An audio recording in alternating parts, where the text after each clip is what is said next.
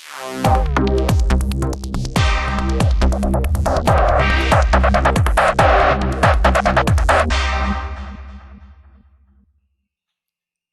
morning, everybody. It's Chris here from Serene Education with the Four Majors Analysis Update for the 12th of July 2011. Just going to be looking at our four majors this morning, starting with the euro against US dollar. Have to say it's looking very, very negative. A lot of news coming out now. Next issue is Italy, and Spain's also in the mix. So lots been happening. There's been a lot of news out. You can see the major trend to the upside. Breach. If you look at it, if you look at this particular trend here, it's also breached. A lot of negativity over the last couple of days. Primarily, the whole austerity plan measures being passed by the EU, IMF for Greece. Now, news filtering through that Italy is another one that needs a possible bailout. I mean, the Italian yields bonds hit a new EU high of 5.3 PCs on Friday, which is just nuts, absolutely ridiculous. It's nuts. There's also Spain. There was talk that Italian treasuries had to roll over 69 billion euros in August and September. So there's a lot of negativity now. This is going to be on everybody's mind, and as long as this negative news is out, you're going to find people are going to find a reason why not to short euro, and this is clearly what you're seeing, a huge drop from the highs. I mean, if we took a projection figure of the fib ratio from here, that we had the resistance level down to this pause candle. A lot of price action at the top, so this was a slight bounce back to the bearish engulfing the day after. You can see the 100% here, just above the 1400 mark, which was our initial target. Long-term support and resistance, both near side and in the past. We've gone clear through that in Asian market trading, straight through it into the European session this morning at 7 a.m. GMT, and we're heading towards the UK Open at 8 o'clock. And it's still hemorrhaging quite badly. We are entering this area now where we've seen in the past a bit of hesitation. Nonetheless, still ranging between 2 points. So 13,900 is the next possible target psychologically, because we've had previous consolidation, hesitation at that range, and ultimately the bottom end of the box. I'll just pull it back. You can see here hesitation in that area, roughly around the 13,800. So there's still a lot of movement. Don't get me wrong. There's still a good margin for making pips to the downside in this range here. Just wanted to clear it up and make you guys aware of it. The institutional moving average being tested as we speak, and it's broken through it. So as it stands now, CTC for the first time ever in a long period of time since Jan of this year, early Feb, apologies, we've seen an opportunity where the CTC has now gone red. However, this candle has not yet closed because it's still a daily range. We would have to wait for this candle to close. But if it closes negative, then we are in this area where we're going to see possibility of possible slight consolidation. Then we're going to see a reoccurrence of that negativity to the downside as this news becomes more and more available. That Italy now and Spain, that's been on everybody's lips and minds since day one, especially Spain. I think they are the third largest economy in Eurozone. It's crazy. I mean, in Italy alone, I think one of the regions has mentioned that they are very heavily overspent, which is going to send shockwaves throughout the remaining regions in Italy. It's crazy as it stands now, but the charts are telling us otherwise. I mean, the charts are definitely telling us that there's negativity to the downside. I think Eurozone members are meeting today to try and see what it is they can do to stem this negativity run.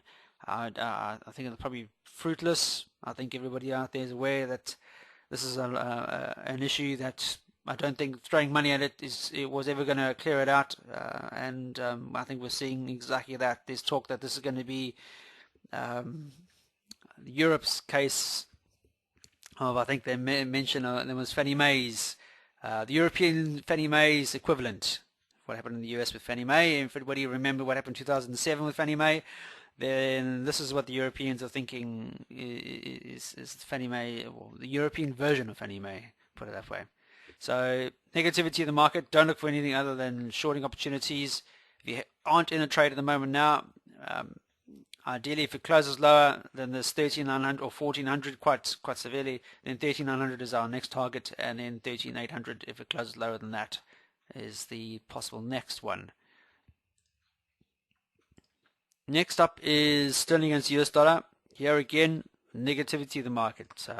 The major trend was recently breached not so long ago in the latter part of June, and since mid-June we've seen a break lower, consolidation. This intermediate trend here was tested on a number of occasions, a number of weeks, and then failed. We had a classic indication of a shooting star, very indecisive at a resistance level, and we saw massive. This is where primarily everything really took off, and then since then we've seen a lot of negativity in the market. We tested the 100% not so long ago, but price failed to rally. It rallied, don't get me wrong, it rallied higher, but failed to break through a major prior swing. This gone on the major trend, and because it failed to break higher than that, that was classified now as the new resistance level. So you see the major trend, break out of it, pull back, continuation, broke through the prior swing quite negatively with a massive engulfing pattern, then it pulled back, and it should have carried on rallying here if it was going to be potentially just a slight consolidation pause with a potential higher side. However, because it's trading below and broken through a major consolidation area on the side, plus the major trend to the upside, this breakout here, pullback, was weak. Considering now these two areas over here, now the prior strong support area is now the strong resistance level, and we've seen price revert to the downside and kick off from the underside. So if you took this as your start of this trend here, then you take it down to that level there where we saw the pause, the pullback, and these areas here, 100% is 15,800, 161.8 at the 15,600 mark, and 261, which take us way down here to prior 1525, are possible targets in this overall downtrend. There's another one where you could take the high of this potential move here. That's where it all started. We saw the bounce. The 5900 is the 100% extension. We are now breaking through that. 161 would take us to the prior strong support area here at 1550, just below the 5500 mark. If I zoom out, 14, just above the 14800 mark would be the next possible target, and ultimately way down here, back in May of last year, where we were trading an all-time low at 14300, is an all-time objective target for this pair. But as you can see now, negativity creeping into the market. CTC is well extended in our favor for further downside movement. The trend has now got a lot sharper. So we had this intermediate trend over here that was showing us the negativity. The next one, the new trend now, as momentum has gained strength to the downside, it's posted lower swings, or higher. The lows are lower than that one, but that's momentum is gaining a lot of strength now compared to just going sideways. Now it's literally bang, bang, sell, sell, sell, sell. And as it stands now, as long as it stays below the 5900 mark, which happens to be a price support and resistance, then we're looking for further downside for this pair. With ultimately 161.8 being our ultimate target. However, there are going to be stops along the way. There's one, as we're testing now, you can see prices testing it. We've had a bit of consolidation in that range as we speak. There's another hesitation area at the 15700 mark. So these are all possible targets for this pair going forward. So long term, looking for further negativity in the market for this pair as it continues.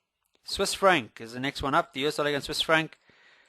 Negativity across the board for this pair. You can see ultimately for a long, I mean, we're going back to May of last year. You can see the ultimate trend for this pair is way negative. US dollar has been trading at an all-time low against the Swiss franc.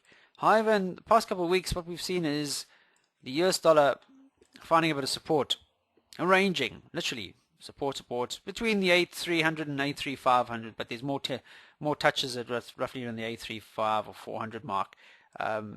We saw a break of a prior support area not so long ago in early May, pullback, continuation, failed to materialize, and then we saw this hesitation, and it went sideways for almost a week. Then we saw a bounce to the upside, higher swing, that failed again at a prior support and resistance area, so that's quite a strong resistance area, so I'm going to put that in black.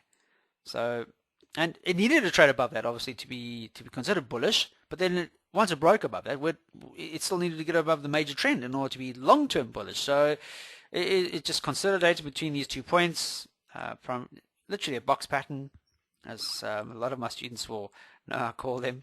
I get a lot of slack for it, but yeah, it definitely gives me an area where I can see consolidation, and it's trading within a box. As long as it's trading within that consolidation box, there's obviously potential to make upside and money going up and down. Don't get me wrong. Ideally, we want to see a push, a major push. Either way, we can see momentum, and we can trade the momentum.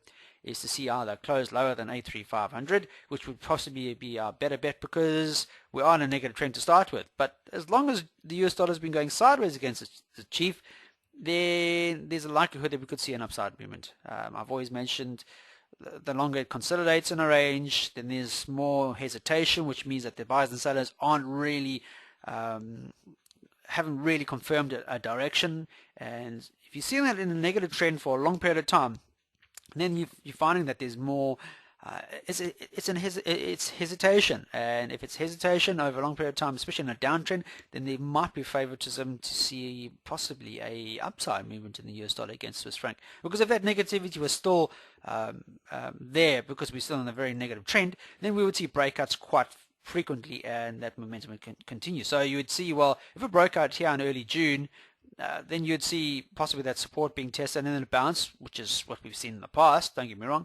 But then the next attempt, we should have seen a clear break below that, but we haven't. But as we've seen, we've gone sideways now, and that major trend line is still in play. We're still being squeezed, and these breakouts occur quite close to the end of that squeeze. So we should be coming up to something happening quite soon. So if it's at the end of this week's data or going into the following week, but I think we'll probably find something quite soon occurring, and if that occurs, then we're going to see either a very strong break to the downside. We need to see a nice bearish engulfing candle show that confirmation that momentum shift to the downside again. Otherwise, we're going to see the US dollar either consolidating a nice bullish engulfing to the upside, and we're going to see the US dollar rally.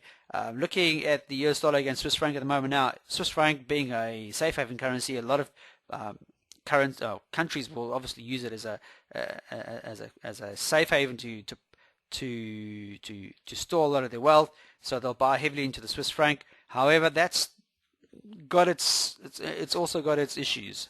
The government obviously won't want it their currency to be over valued, primarily because they have to do import and exports with their local countries, and their local countries all having to be under the Eurozone, and the Eurozone as it is now at the moment now being heavily affected by what's been happening with the austerity plan, bailouts left, right and centre. Portugal, Ireland, huge one now. Greece, major investment, pumping of money into that. Now there's cracks appearing in Italy and Spain, and they are quite rapid.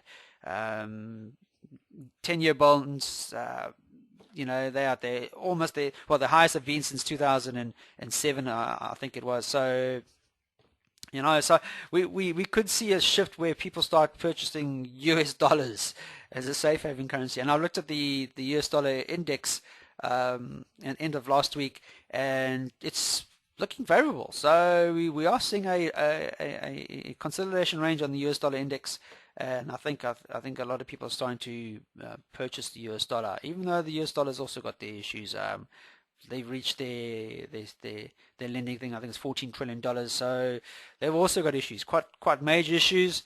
And not looking good elsewhere, but there's a consolidation range, and obviously the point I'm trying to make here is you either got to have a strong break below A3500 to actually warrant going short again against Swiss franc, or we've got to see a bounce higher, because if you've seen we've seen indecision candle splitting top yesterday, and we've got another very indecisive range this morning going into the European and the UK market session. So is this a support?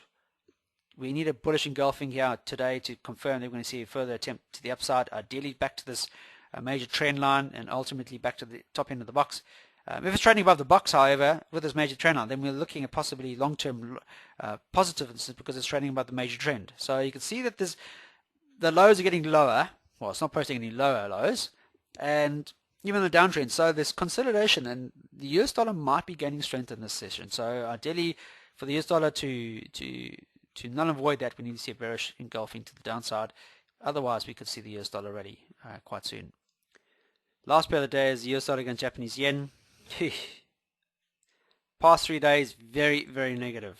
A lot of momentum to the downside. We've seen two huge, I mean, this morning, European session open, or Asian market trading has seen the US dollar fall against Japanese yen for third consecutive day after that bullish or bearish engulfing, apologies, 2 days prior on the Friday.